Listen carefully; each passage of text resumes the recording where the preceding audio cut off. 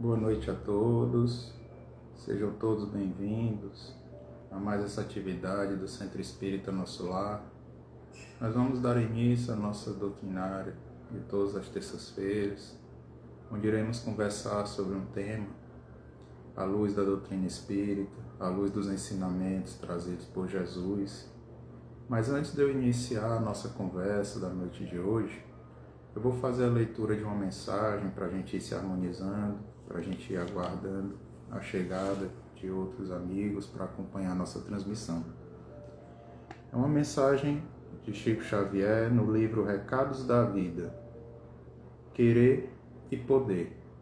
Quando você não possua o que deseja, você pode valorizar aquilo que tem. Se não consegue obter a afeição daquele a quem mais ama, não se esqueça de se dedicar aos que amam a você, especialmente quando necessitem de seu concurso. Quando não se lhe faça possível criar grande alegria que alguém lhe solicite, você pode doar a esse alguém o sorriso que menos lhe custa. Se não dispõe de recursos para colaborar com o muito com que estimaria brindar a essa ou aquela realização de beneficência, oferece a migalha ao seu alcance. O essencial não é o tamanho do bem que se queira, e sim o tamanho do amor que você coloque no bem que se decida a fazer. André Luiz.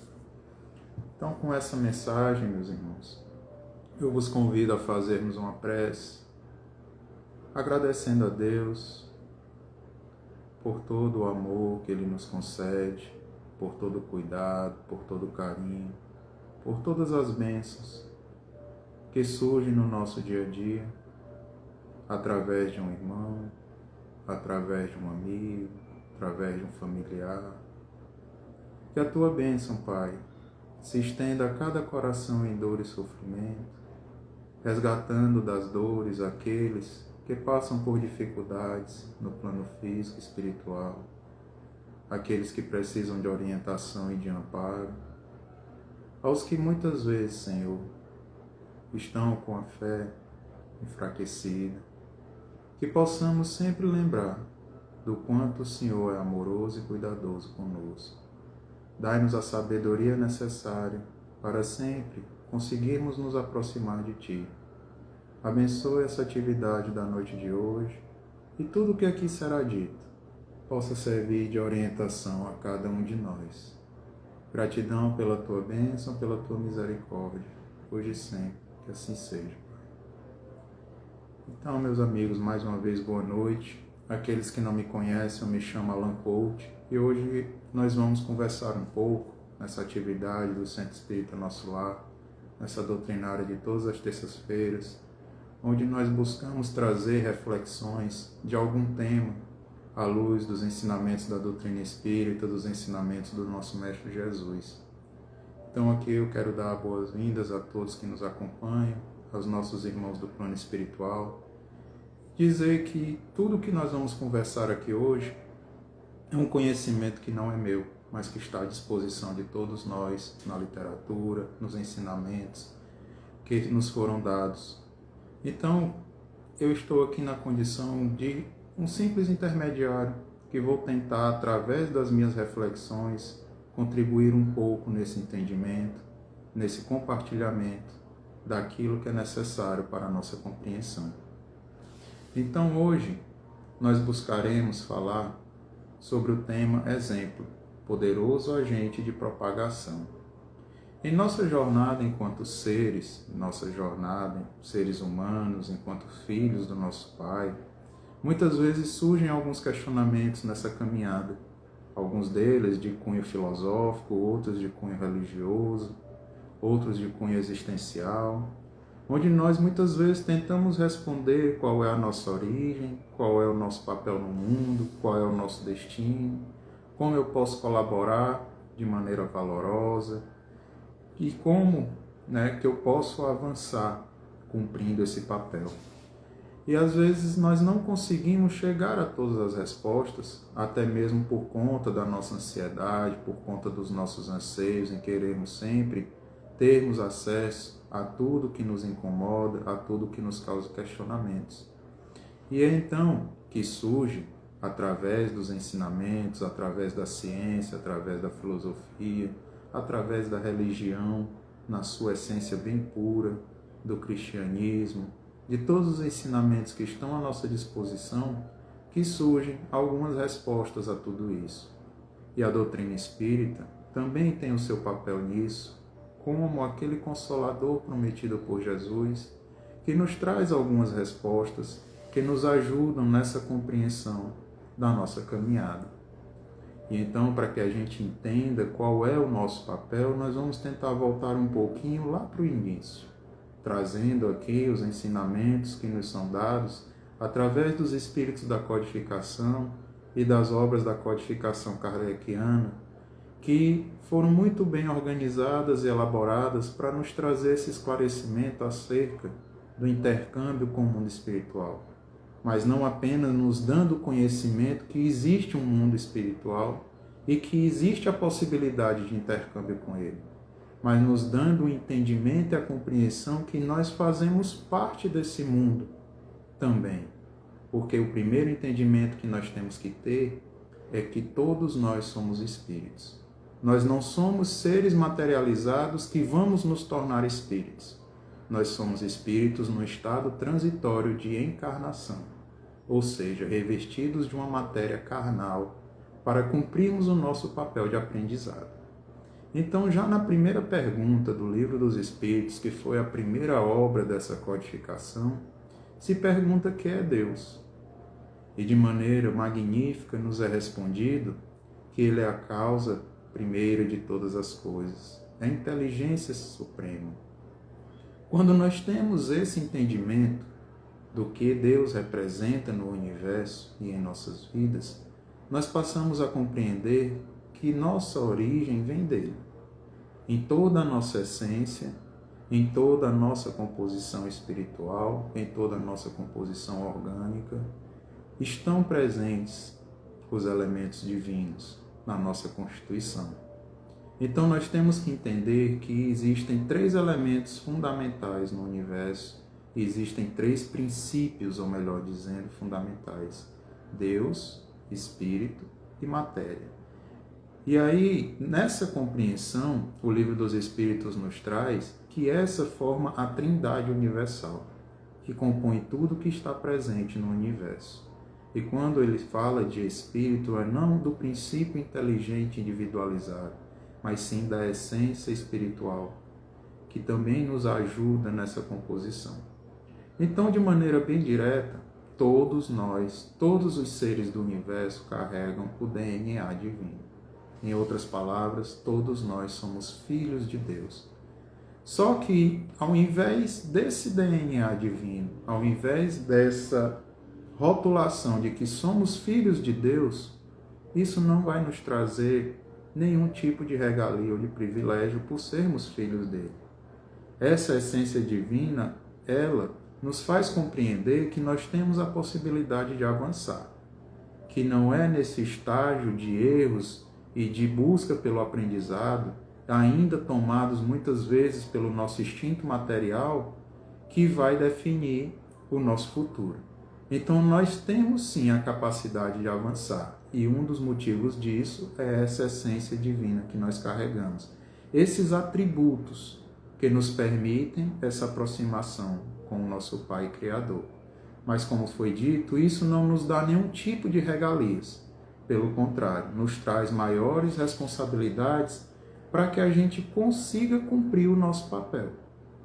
Existe até, aqui abrindo um breve parênteses, existe algumas frases aí de para-choque de caminhão, como dizem, que diz assim: eu não sou o dono do mundo, mas sou o filho do dono. Só que a gente esquece da responsabilidade que nos traz ser o filho do dono do mundo. Porque às vezes a gente só olha para o privilégio que isso nos dá. E esquecemos das responsabilidades, porque nós estamos aqui com o dever de ajudar, de propagar os ensinamentos desse Pai. A gente pode visualizar a composição de uma família. Quando os filhos são educados, as suas atitudes representam os valores morais que eles receberam dos seus pais, que eles receberam das suas famílias. Então, continuando essa trajetória espiritual, nos é esclarecido pela codificação que nós fomos criados seres simples e ignorantes, que devemos sair da simplicidade, ou como nos diz Emmanuel, da animalidade para a angelitude.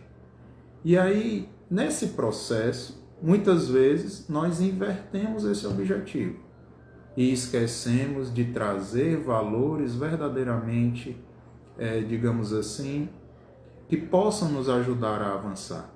E vamos alimentando a nossa jornada apenas por paixões, apenas pela busca pelo nosso desejo animalizado e instintivo, por desejos que muitas vezes atrapalham a nossa jornada, atrapalham o nosso poder de decisão, atrapalham justamente a nossa caminhada, porque esses equívocos, ao invés de nos trazerem alegrias, eles nos trazem dor.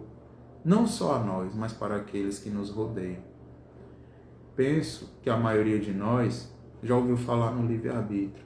E o livre-arbítrio é um dos atributos que Deus atribuiu, nos permitiu carregar. Nós, seres divinos da sua criação, espíritos criados simples e ignorantes, mas que possuímos o livre-arbítrio, ou seja, o poder de decisão para qual caminho nós vamos seguir nesse aprendizado e nessa jornada. E é então justamente nesse momento de fazer as escolhas corretas que nós muitas vezes cometemos equívocos, porque nós nos deixamos tomar pelo nosso instinto, ao invés de usarmos o nosso poder racional nessa tomada de decisões. E aí essas decisões muitas vezes causam dores a outras pessoas, nos fazendo contrair dívidas com as leis divinas, com as leis universais. E eu quero aqui dar ênfase a uma coisa que muitas vezes nós esquecemos e nós negligenciamos nesses processos de tomadas de decisões em nossas vidas. Temos que chamar a atenção ou voltar a nossa atenção para os nossos pensamentos e sentimentos que alimentamos interiormente. E por que, Ela, que você está nos dizendo isso?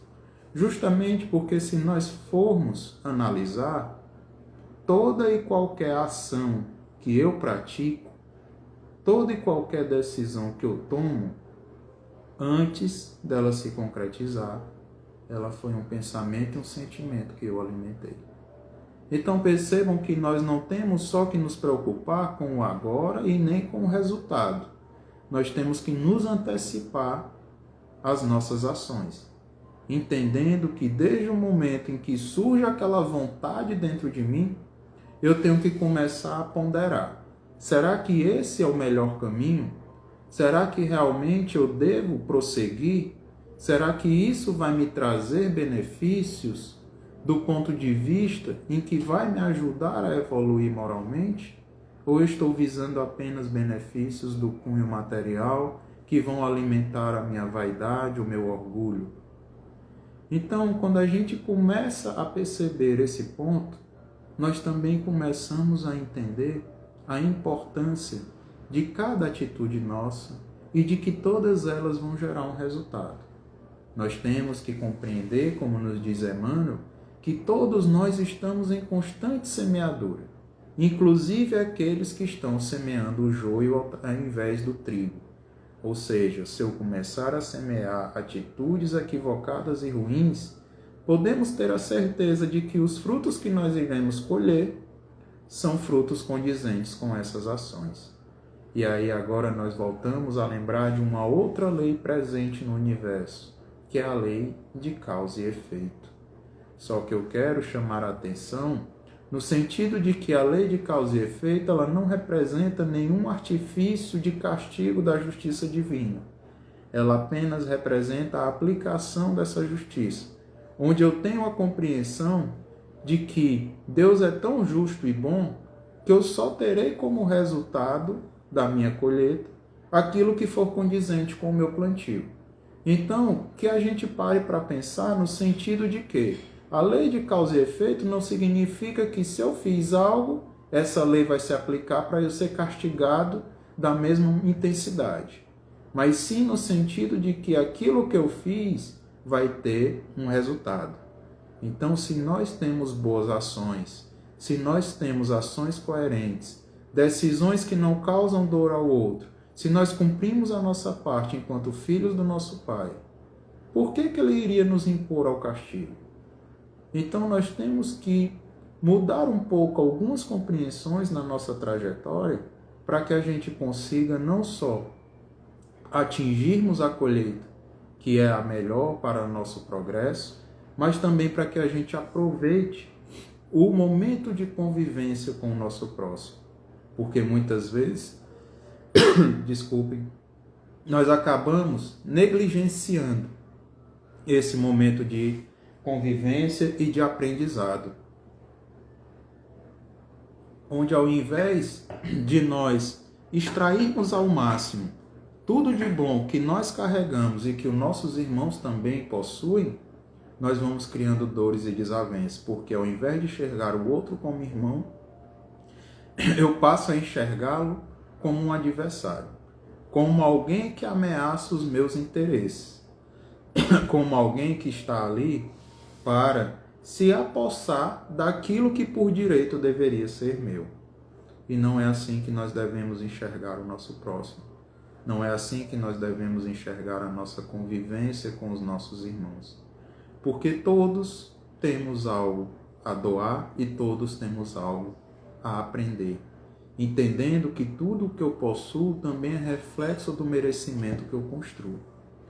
Allan Kardec, de maneira muito sábia, ele nos diz no livro Céu e Inferno, que o que vai nos tornar verdadeiros homens de bem é justamente a maneira como nós vamos conviver com outros homens. É o que vai diferenciar se a minha postura é de um homem de bem ou de um homem perverso. É como eu estou me relacionando com o próximo, com essa sociedade que me circunda. Então, passemos a compreender que as nossas ações, elas são uma maneira de honrarmos a nossa origem divina que nós conversamos agora há pouco. Porque quando nós temos atitudes condizentes com aquilo que o nosso Pai espera de nós, nós estamos dizendo a Ele de uma maneira direta ou indireta: eu compreendi a tua mensagem, Senhor, tanto que eu a aplico no meu dia a dia e na minha conduta. Basta, mais uma vez, que a gente faça o exercício de visualização na educação de filhos. Quando os pais esperam que os filhos eles busquem ter uma atitude condizente com todos aqueles valores morais que lhes foram repassados no seu processo educativo. Eu tenho certeza que nenhum dos nossos pais, ele pede aos seus filhos que constantemente arrumem desavenças com aqueles que cruzarem seu caminho, que façam de tudo para conseguir aquilo que desejam, independente se vai causar dor ao outro. Nenhum pai pede ao filho que se coloque em briga com seu irmão, que se aposse das coisas que são de outra pessoa, mesmo que isso deixe a outra pessoa na miséria. Nenhum pai pede ao filho que tire a vida de outra pessoa, dentre outros exemplos que muitas vezes nós acabamos praticando e que nós não lembramos que quando temos esse tipo de conduta, nós estamos indo contra aquilo que o nosso Pai espera de nós. Então, a partir desse ponto de compreensão, nós temos que ter a humildade, o entendimento de enxergar a todos de maneira igual. Enxergar a todos como essa grande família que nós somos. Porque ao longo da nossa jornada, infelizmente, nós temos o hábito de rotular pessoas e situações, no sentido de que a pessoa ela só vai merecer a minha atenção se ela tiver a mesma linha de raciocínio que a minha. Se você é de uma religião diferente, você já não merece meu respeito e minha atenção. Se você tem uma ideologia diferente da minha, você nem merece conversar comigo. E aí nós vamos aplicando rótulos. Você é uma pessoa a quem eu devo me aproximar, porque você é rico do ponto de vista material. Você já vive na miséria, então você não tem nada a contribuir comigo. E aí, quando nós começamos a colocar esses rótulos nos outros e nas situações, nós vamos condicionando a nossa maneira de agir. Nós vamos condicionando o modo de convivência com o outro. E então, é aí que nós deixamos de cumprir esse nosso papel de propagar bons exemplos, de cumprir a lei de justiça, de amor e de caridade, através do acolhimento ao próximo. E eu esqueço de um pequeno detalhe. A partir do momento que eu rotulo o outro, eu dou o direito que o outro me rotule. Ele começa a me julgar sem muitas vezes nem mesmo me conhecer. É aquele julgamento que muitas vezes nós fazemos de outra pessoa ou de outra situação de maneira precipitada. Onde, quando nos propomos a verdadeira convivência, o verdadeiro contato, nós percebemos que é tudo diferente do que imaginávamos. Às vezes achamos aquela pessoa ela é muito antipática, aquela pessoa ela é muito mal-humorada, aquela pessoa é muito chata. Às vezes com informações que nós formulamos interiormente, sem ter conhecimento de causa, ou informações que chegaram distorcidas até nós. E quantas são as situações em que, quando verdadeiramente temos esse contato, nós percebemos que era tudo diferente. O ponto crucial que deve buscar esse nivelamento nas nossas justificativas de conduta ou nas nossas análises é de que todos nós somos iguais e que todos nós somos filhos de Deus. Temos que perceber que, nesse sentido, nós recebemos dele todas as mesmas oportunidades.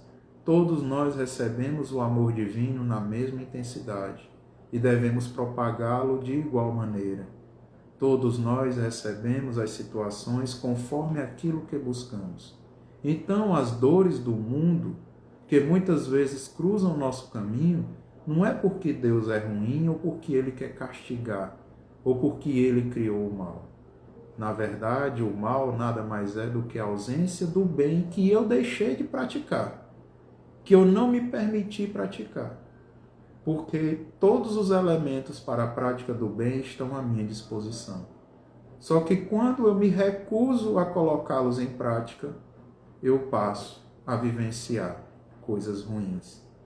E só para que a gente entenda um dos pontos que nos mostra que todos nós somos iguais, sem distinção, quero aqui trazer à nossa conversa duas situações, dois sentimentos, duas sensações que nos fazem chegar a essa compreensão, a do amor e a da dor. São dois momentos que nivelam a todos nós. Como assim, Ana? Basta que nós imaginemos uma mãe que tem todo o cuidado, todo o carinho, todo o amor pelo seu filho. E em um determinado momento, ela perde esse filho do ponto de vista material. Ela não mais poderá conviver com ele porque ele desencarnou. Então ela começa a sentir muita dor. Muito sofrimento vai passar pela sua vida, até que ela volte ao seu estado de consciência de voltar a alimentar os sentimentos bons e o amor, se assim ela se permitir. Mas percebam que eu não disse quem é a mãe e quem é o filho. Será que nessa situação que eu narrei, o amor da mãe de um bandido, de alguém que comete erros em sua vida, e a dor dessa mãe pela perda desse seu filho, é diferente do amor e da dor da mãe de um médico, de um padre, de um advogado, de um pastor, de quem quer que seja? Basta também que nós comecemos a visualizar a seguinte situação de quando passamos por dificuldades na nossa saúde física ou na nossa saúde mental. Será que quando chegamos ao atendimento médico, num atendimento de urgência, será que o médico, antes de nos atender, ele vai primeiro perguntar qual é minha religião, qual é minha ideologia de vida, o que é que eu acredito? Porque dependendo da maneira que eu me identificar a ele, será o tratamento que ele vai me dar. Será que é isso que acontece? Então nós temos que compreender que a vida sempre nos mostra que, independente do saldo que eu tenho em conta bancária, do rótulo social que eu possuo, existem situações que fogem ao meu poder de decisão e de mando. Porque todos nós somos iguais e todos nós estamos suscetíveis às aplicações das leis divinas. Então, temos que guardar conosco a compreensão de que o mundo, ele nada mais é do que reflexo da nossa postura. Vocês, alguns de nós já devemos ter ouvido falar o sentido de que o mundo ou nós somos o que vibramos. Nós somos energia. E isso está totalmente correto. Porque quando nós passamos a analisar melhor essa nossa postura diante do mundo, do próximo e das situações que nos apresentam, nós compreendemos que o bem que nós praticamos, ele se propaga. Assim como o mal que também nós praticamos, ele acaba se propagando. É aquela velha frase de que o bem retorna. Então nós somos sim energias e estamos interligados. Porque todo o bem que eu pratico, em um momento ou em outro, ele vai retornar à minha vida. Assim como se eu prejudicar alguém, tenhamos a certeza de que em algum momento da minha jornada, seja nessa encarnação ou em outra, aquele reflexo da minha atitude má e impensada, ele vai de alguma maneira chegar à minha convivência, vai chegar a mim. Então, vejam o quanto é importante essa atenção aos pensamentos, porque eles nos ligam. Quantas vezes nós chegamos em alguns locais e não nos sentimos à vontade? Nós dizemos que a energia daquele local está muito pesada, né? Algumas pessoas usam esses termos, mas existem sim locais em que nós nos sentimos mais à vontade. Nós somos melhor recebidos, nós somos acolhidos, nós sentimos das outras pessoas aqueles bons sentimentos fraternais e verdadeiros. Às vezes também aquele sentimento de repulsa. Então vejam que os sentimentos que nós exteriorizamos e os pensamentos, eles acabam nos ligando sim, interferindo na nossa conduta. Por isso, se eu quero mudar essa situação, se eu quero mudar o que se passa ao meu redor, tem que começar de mim. Vejam que muitos de nós dizemos, o mundo hoje, ele tem muita dor e sofrimento no planeta. As pessoas, elas se agridem, as pessoas, elas se insultam. Mas será que isso é um puro reflexo do nada? Ou é da postura individual de cada um? De como eu me porto diante das situações? Se tudo que surge na minha vida, que é um pouco contrário ao que eu penso, já é um motivo para instigar o meu orgulho e a minha vaidade, a tal ponto que eu não tenho sossego enquanto eu não demonstrar ao outro que a minha verdade é a que prevalece. O que será que a gente ganha com isso? A não ser alimentar o orgulho e o egoísmo.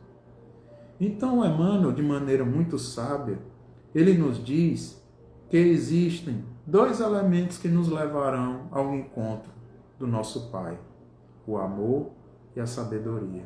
E ele usa, justamente a comparação de duas asas. Duas asas nos levarão a Deus: o amor e a sabedoria. E Emmanuel nos traz justamente essa exemplificação de uma maneira muito sábia, porque se nós formos parar para analisar, uma ave que consegue voar, ela só consegue voar com as duas asas em equilíbrio ou em movimento. Não tem como ela voar apenas com uma asa. Então, às vezes, nessa nossa jornada, nós nos permitimos apenas ao progresso intelectual e esquecemos de trabalhar o nosso lado moral, que é o amor. Só nos colocamos em busca da sabedoria. Talvez porque para o mundo material, ter inteligência e sabedoria vai me dar status social, retorno financeiro. Talvez isso nos instigue porque nós somos muito imediatistas e queremos logo ter algo palpável diante daquilo que nós estamos fazendo. Só que atentemos para o que nos diz a pergunta 780 do Livro dos Espíritos. O progresso moral, ele decorre do intelectual, porque ele nos ajuda a distinguir o bem do mal. Lembram que agora há pouco eu falei que muitas vezes nós tomamos as nossas decisões sem ponderar? Nós não damos o verdadeiro valor ao pensamento e ao sentimento que nós alimentamos e acabamos tendo atitudes equivocadas? É justamente nesse ponto onde eu não me permito distinguir o bem do mal antes de agir. Eu não me antecipo aos fatos e não me questiono. Será que essa atitude vai causar dor a alguém? Será que esse realmente é o melhor caminho? E aí nós vamos tentando remar contra a lei do progresso, que é uma lei que está imposta a todos nós, que é uma lei que vai se aplicar na nossa vida, independente ou não da nossa vontade. Porque ao contrário do que muitos de nós pensamos, inclusive aqueles que têm contato com a doutrina espírita, que muitas vezes se subestimam dizendo, eu ainda estou num mundo de provas e expiações, eu estou mesmo fadado à dor e ao sofrimento. Meu destino quando retornar ao plano espiritual é o umbral, com certeza, porque eu ainda tenho muitas falhas. Sim, nós temos muitas falhas. Mas lembre-se do que eu falei agora há pouco sobre a lei de causa e efeito. Lembremos-nos da mensagem do homem de bem, que pede e que nos alerta que o verdadeiro homem de bem é aquele que combate diariamente as suas imperfeições. Nós temos que dar o nosso melhor, entendendo que a lei do progresso, ela vai se aplicar em nossas vidas e vai nos permitir sim avançarmos, vai nos permitir sim chegarmos à angelitude. E tudo que eu vivenciar será reflexo do que eu fizer. Então não é porque eu ainda carrego muitas falhas que eu tenho que desistir de avançar. Nós possuímos toda a essência e os potenciais que podem nos permitir esse avanço moral e espiritual, que pode nos permitir melhorar do ponto de vista moral. E então, temos que ter a compreensão de que o mundo ele é reflexo do que eu faço. Ele é reflexo de como cada um de nós nos portamos. Alguns de nós, inclusive, já tivemos ou já ouvimos falar no mundo de regeneração, que tanto nós aguardamos. Nós queremos sair desse estágio de mundo de provas e expiações e tentar chegar a esse mundo regenerado, onde o amor ele já se sobrepõe ao mal, onde já poderemos viver momentos mais felizes. Mas será que esse mundo ele será reflexo apenas de um amanhecer, como acontece no anoitecer e no amanhecer de um novo dia? Será que nós vamos dormir um belo dia no mundo de provas e expiações e todos nós acordaremos em uma data determinada no mundo regenerado? Tenhamos certeza que não. O mundo ele passa a se regenerar ou ele já vem se regenerando conforme a nossa conduta, conforme a nossa forma de agir. Basta que observemos a evolução histórica da humanidade. O mundo reflete aquilo que nós somos e aquilo que nós desejamos. Tudo que surgiu no nosso planeta, ele é reflexo da vontade humana, inclusive os momentos de destruição e de dor. Se o homem se permitiu em algum momento criar utensílios, maquinários, equipamentos para melhorar o seu cotidiano, e isso se refletiu num sentimento, numa vontade e na inteligência humana. Só que Emmanuel ele nos dá esse alerta do que é que nós estamos alimentando e qual uso nós estamos dando dessas situações que surgem. Vejam que alguns milênios atrás, em algumas eras atrás, o homem ele vivia como selvagens. Depois ele começou no manejo da agricultura, passou a viver em sociedade, passou na Revolução Industrial a ter novos maquinários, a ter novos estilos de vida, a ter uma nova conjuntura social. E o nosso cotidiano, que é o mundo hoje tecnológico, também nos apresenta isso, também nos apresenta diferentes relações entre indivíduos. Será que tudo isso não é reflexo da percepção que o homem veio adquirindo ao longo da história? E como eu ia dizendo, Emmanuel nos faz esse alerta, no sentido de como estamos aplicando a nossa inteligência. Ele nos usa até como exemplo para chamar nossa atenção de que o mesmo avião que foi inventado com a finalidade de encurtar distâncias, permitindo que pessoas pudessem se encontrar em um lapso temporal menor, muitas vezes ele é utilizado como máquinas de guerra e de destruição. O mesmo conhecimento químico, físico e da radioatividade que é utilizado no mundo para a cura de doenças, que é utilizado pela medicina, também é utilizado para algumas pessoas para se criar armas de destruição em massa. Então vejam que as paisagens elas se modificam conforme nós vamos aplicando o nosso conhecimento. Não é o que eu crio. Assim como na aplicação do dinheiro e da fortuna. Não é o dinheiro que eu detenho. E sim, qual a aplicação que eu estou dando a isso? Como que eu estou colocando isso na minha vida? Qual a utilidade que eu estou dando a isso? Nós percebemos que até mesmo uma caneta ela pode ser utilizada como arma, dependendo da vontade que eu empregar no manuseio daquele instrumento. Por isso eu volto a reforçar a necessidade de vigiarmos pensamentos e sentimentos, de não nos deixarmos levar pelo instinto, de não nos deixarmos tomar pela raiva. E percebam que não é porque eu cometo equívocos em minha jornada que eu sou ruim, que eu sou um homem mau. Percebam isso. Kardec, de maneira muito sábia, ele pergunta aos espíritos se todos os homens, para chegar ao estágio de homens bons, de homens de bem, precisam necessariamente ser maus. E os espíritos respondem que não, mas passarão necessariamente pela fileira da ignorância.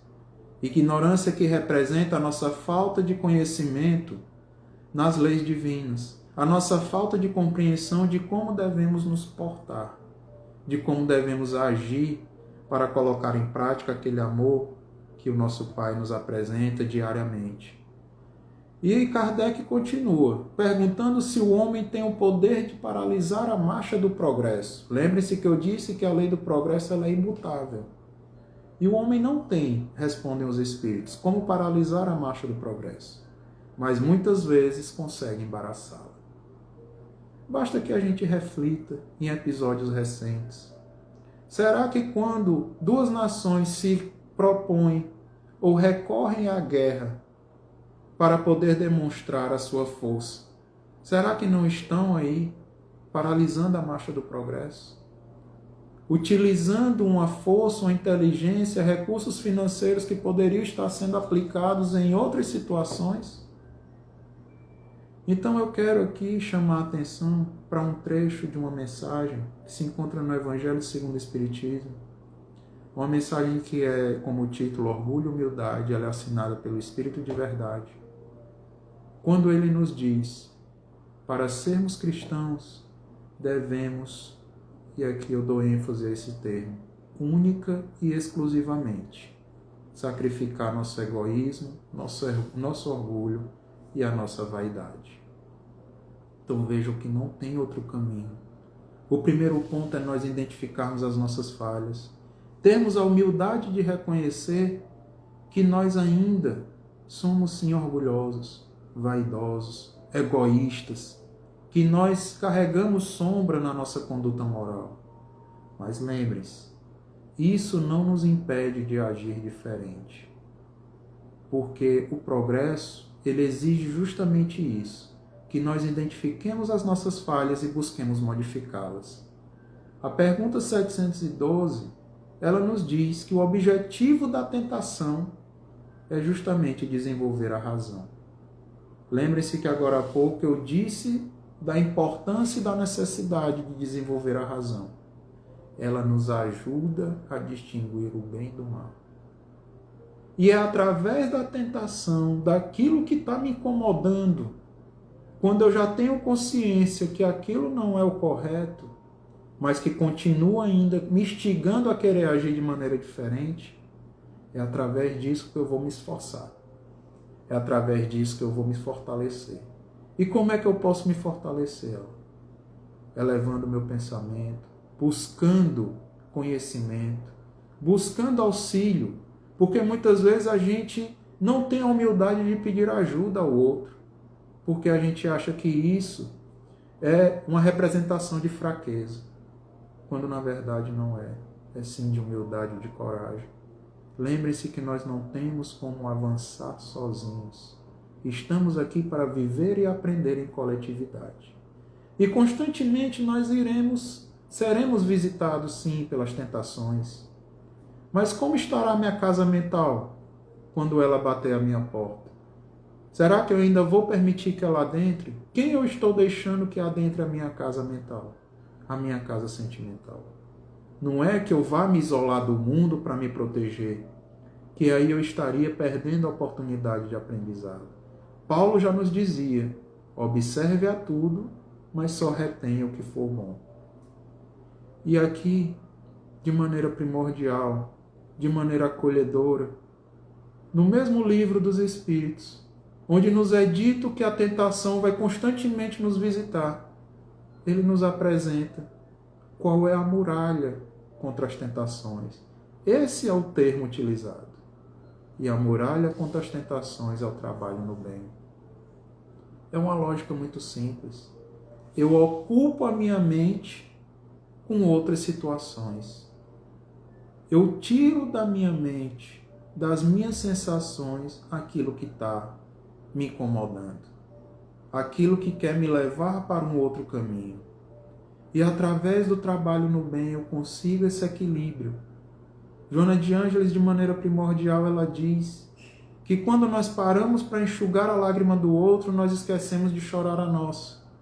E isso se aplica também nas situações quando eu preciso mudar, como é dito, girar a chave das minhas sensações. Continuando o que nos diz o Livro dos Espíritos, na pergunta 676, ele diz que o melhor meio de aperfeiçoamento da inteligência humana é o trabalho. Sem o trabalho, o homem permaneceria sempre na infância moral e intelectual.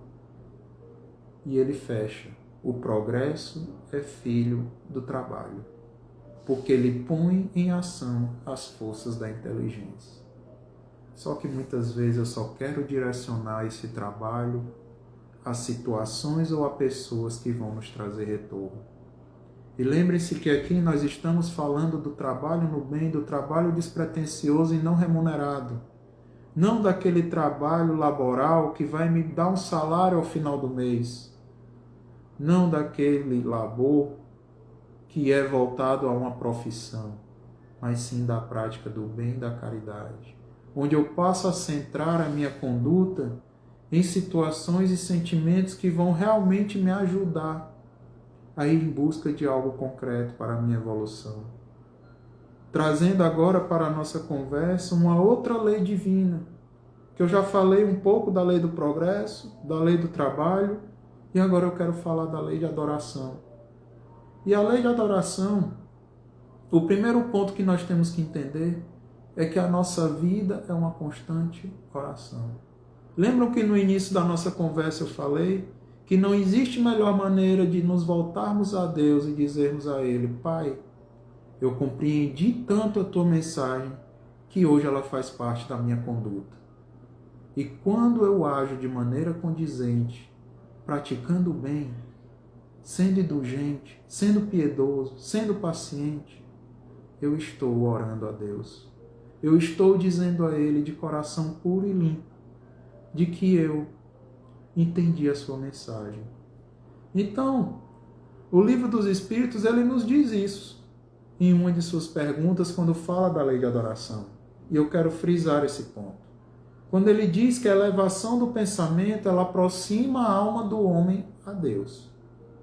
Exatamente, a prece, a concentração, a meditação, ela nos acalma e nos aproxima de Deus, sim. Nos permite esse contato, esse intercâmbio com o nosso Pai Criador. Mas percebam, eles continuam.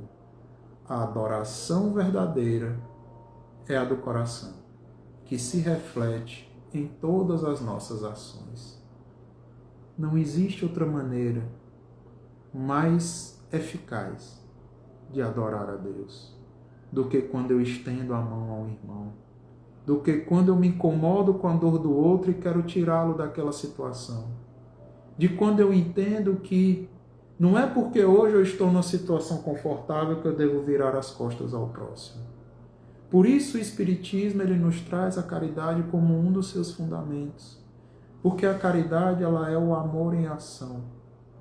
A caridade ela é a representação da fé. Trazendo aqui a pergunta do livro Consolador, quando é perguntado a Emmanuel, pode-se definir o que é ter fé? E ele diz, é guardar no coração a luminosa certeza em Deus, que ultrapassou o âmbito da crença, onde eu paro de dizer eu creio e começo a afirmar eu sei. Isso é uma fé raciocinada. Isso é uma fé que me aproxima de Deus. Isso é uma fé que me tira daquela contemplação maquinal, onde eu começo a compreender que o que vai representar a minha fé não é a quantidade de textos bíblicos que eu compreendo, não é a quantidade de vezes que eu vou a um determinado templo religioso, mas sim a maneira que eu me porto. Como eu estou aplicando esses conhecimentos? E percebam, continuando aqui no livro Consolador, pergunta 257, a fé, ela traz a esperança. Como nos é dito, a esperança é a filha dileta da fé, porque a fé nos faz acreditar que algo melhor irá acontecer. E ela nos permite colocar em prática. Esse acreditar nos impulsiona a agir com esperança, a agir na certeza de que não estamos sozinhos, a agir na certeza de que nós somos capazes, de que independente da situação nós temos como avançar. E é por isso que é preciso essa vigilância, esse preparo constante, para que se hoje uma situação me derruba, talvez amanhã ela não faça só tropeçar, chegando ao ponto de que eu vou passar por ela sem nem mesmo tropeçar. Por isso a caridade ela é tão importante, porque ela nos ajuda a desenvolver outras virtudes. Ela é o fundamento da nossa prática. Como nos diz Leon Denis, só ela nos dará acesso a mundos mais felizes. Então que a gente guarde a compreensão de que não estamos aqui para viver uma colônia de férias, onde devemos apenas guardar o conhecimento e não ajudar ao próximo. Onde eu guardo muitas vezes a compreensão equivocada de que se eu não estou fazendo mal a ninguém, está tudo certo na minha vida. Eu estou aqui no meu canto, não mexo com ninguém, não faço mal nenhum, então está tudo correto. Na verdade não está. Porque nós também seremos responsáveis pelo bem que deixarmos de praticar. Lembre-se que agora há pouco eu falei que o mal é a ausência do bem que eu não me permiti vivenciar e praticar, porque os elementos estão à nossa disposição. Que a gente se permita sair dessa fé inerte, que a gente se permita sair dessa fé maquinal, que a gente se permita alimentar amor e caridade, e não orgulho e egoísmo, não ociosidade. Mais uma vez, trazendo um trecho de uma passagem do Evangelho segundo o Espiritismo, e essa é assinada por Pascal, que foi matemático, físico, que foi o descobridor da dinâmica dos fluidos, um grande pesquisador e cientista enquanto esteve encarnado, que ajuda agora nas obras da quantificação, porque ele percebe que tem que ir além do intelecto, tem que trabalhar a moral e o sentimento. E Pascal nos diz: se na terra a caridade reinasse, o mal não imperaria nela. Na verdade, ele fugiria envergonhado, ocultar-se-ia, visto que em toda parte se acharia deslocado. Em outras palavras, o que Pascal nos diz é que se o mal ainda permeia nossa jornada, é porque nós damos espaço a ele. Se o orgulho e a vaidade ainda permeiam o nosso dia a dia, é porque nós damos espaço a ele. Então, que passemos a ter essa busca por uma mudança interior, para que possamos assim agir como verdadeiros profetas, para que a gente possa assim agir na essência verdadeira da caridade, que consiste na benevolência para com todos, na indulgência com as imperfeições nossas e dos outros, buscando colaborarmos uns com os outros, abrangendo a todas as nossas relações. É aquela máxima de Jesus: fazer ao outro aquilo que eu desejo que seja feito para comigo. Onde eu começo a compreender que para eu ser um verdadeiro profeta, eu tenho que refletir isso nas minhas ações. Porque as atitudes, elas ensinam mais do que qualquer palavra. Isso é propagar a obra divina. Isso é ter um exemplo como agente de propagação do bem. Isso é conseguir honrar a confiança do nosso Pai em cada um de nós. E já para finalizar a nossa fala da noite de hoje, quero aqui deixar a compreensão de Bezerra de Menezes, no livro Semeador de Estrelas, quando ele nos diz que a felicidade sem limites existe em decorrência do bem que fazemos para com o próximo. Então vejam que não tem outro caminho senão buscarmos praticar e vivenciar a caridade em nossas vidas, através da constante prática do trabalho no bem, da compreensão de sentimentos valorosos na nossa jornada. Eu quero aqui, antes da gente finalizar, vos convidar a fazermos mais uma prece. Aqueles que desejarem podem fechar os olhos. E agradeçamos a Deus esse momento de aprendizado, esse momento de esclarecimento. Agradeçamos a Deus todas as bênçãos que Ele proporciona em nossas vidas.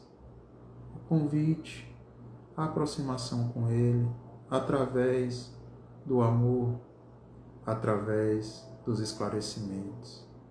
Que o Teu consolo, Pai, as Tuas bênçãos se espalhem sobre esse planeta, sobre todos os corações em dor, sobre nossos irmãos que passam pelas dores do corpo físico e espiritual, que sofrem com a fome, que sofrem por estarem desabrigados, que sofrem com a guerra. Que possamos, Senhor, individualmente, passar a emanar mais amor no universo, mais paz e compreensão uns com os outros, buscando sempre nos aproximar de Ti. Que a Tua bênção guie nossos passos e a nossa caminhada hoje e sempre. Que assim seja, Senhor. Então, quero aqui agradecer à casa pela oportunidade de aprendizado, de diálogo, de estudo. Agradecer a cada um dos que nos acompanharam. Esse vídeo ficará disponível nas redes sociais da casa. Quem desejar pode assisti-lo novamente, encaminhar para algum conhecido. Então, mais uma vez, gratidão. Até a próxima oportunidade, pessoal.